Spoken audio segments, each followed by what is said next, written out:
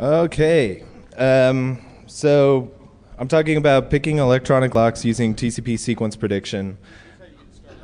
Welcome, Rick. Thank you. Okay, so I've probably met a few of you by this point, but I've been drinking a lot this weekend, so I don't remember. So this is who I am. I've got a couple of security certs. I'm a network technician at Texas State University in beautiful San Marcos, Texas. And I've been working on their electronic building access systems, and in my spare time I've been breaking the electronic access systems.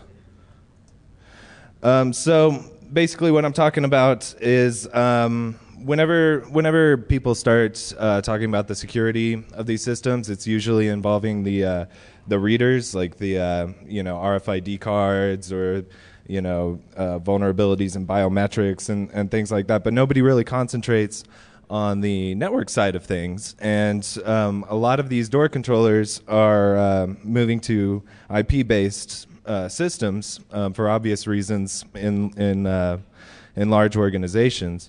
But they're networked devices that have little or no network security. They've got persistent TCP sessions with no encryption and predictable sequence numbering. So what I wondered is it possible to send a spoofed command across the network and open the door without needing a card or a retinal scan or anything? And since you're seeing this presentation here, you can guess what the answer is. So a brief overview of electronic building access. You've got your authentication device, which is your reader, and then you've got your locking device. And both of those are connected to a door controller, which is then connected to the network. Client programs can send remote commands to these, specifically locking and unlocking commands, and they also, monitor the state of the door and, alarm points and all that stuff. So this is the part where I start using goofy diagrams to illustrate my points. So you've got your client that's connected to a database, that's connected to a door controller, that's connected to some doors. So the client says, I want to open a door. Whee! So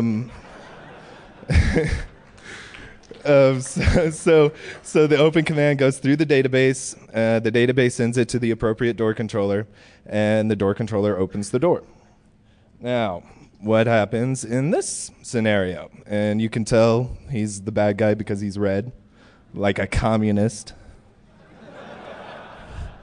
Okay, so same thing again. The client says, open the door, and now the attacker has a copy of that command.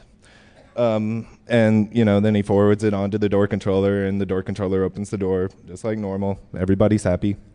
Hang on. Up in there.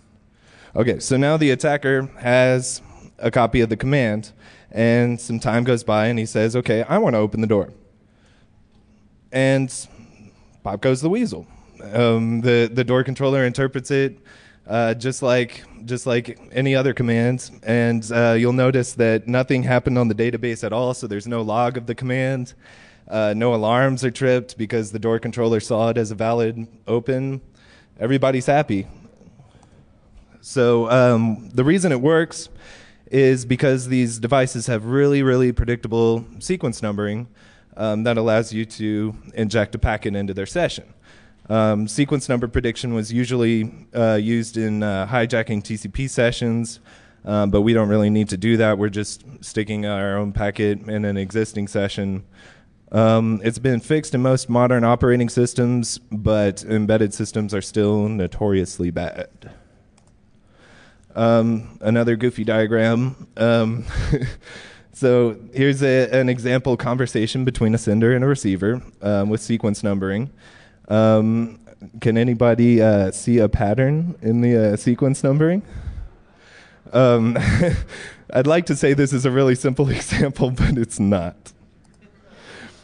Um, so the attacker guesses the next sequence number in order, sends a packet. The receiver says, "Yeah, that's the next one."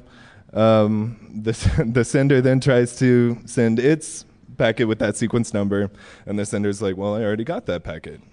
Send the next one." So now we get to talk about some code.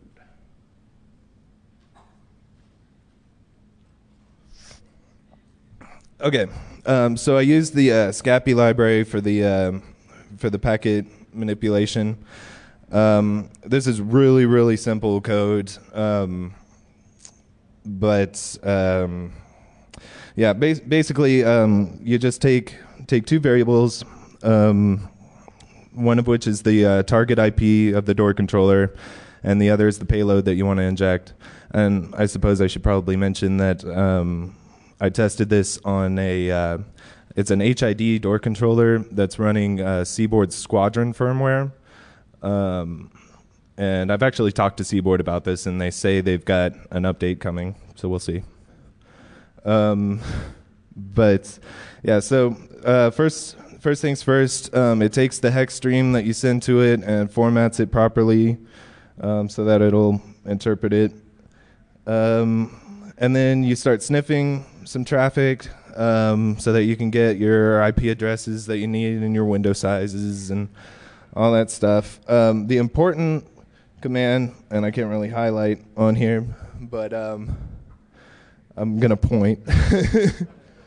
Down near the bottom, you'll see a function, SR1, that's sending, receiving, and basically at the end of that line it says sequence plus 40. That's it. That's the secret. You add 40 to the sequence number, and then you attach your payload to the end, and yeah, it opens the door. I don't get it.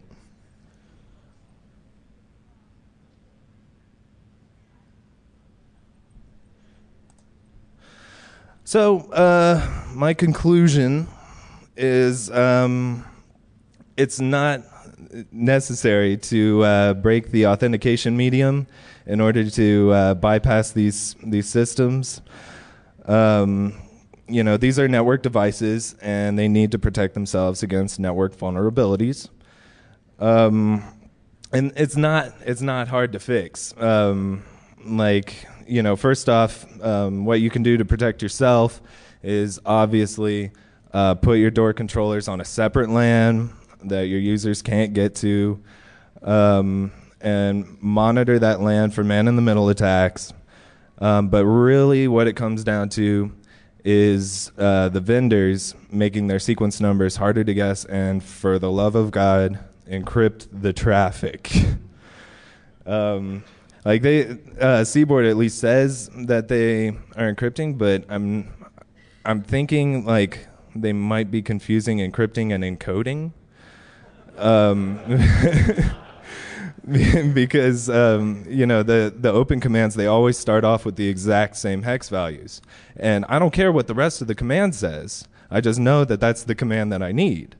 So I just grab that hex stream and inject it whatever it says, and it does what it does. So yeah, encrypt the traffic at the session level so that I can't see the sequence numbers, and that'll fix it. All right. I don't know if that was 20 minutes, but thank you.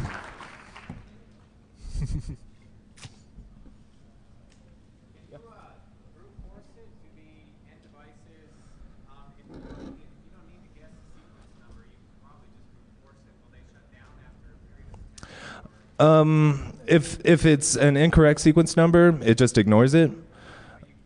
Yeah, you can keep trying as much as you want. If it's a correct sequence number, then it ends up burning the session and redoing the handshake and all that stuff. But yeah, if it's an incorrect sequence number, you can just guess as much as you want. Sorry? It doesn't on the Seaboard system, or at least it does, but every once in a while the sessions get torn down anyway. So it's not seen as an important event. Any reason why the door controller can't say, "Hey, I've opened this door," and send it back to the log file? It probably could. I mean, again, the normal events aren't really paid attention to. Like anything that's normal activity isn't really flagged. So. How often do you find the LAN network for the locks on the same segment as the regular network? Hopefully not often. I mean, we set it up like that originally until I started messing around with this stuff, and now we've we've taken them off of the networks. But I mean, it's really easy to put these door controllers in a comm room and just plug them into the network.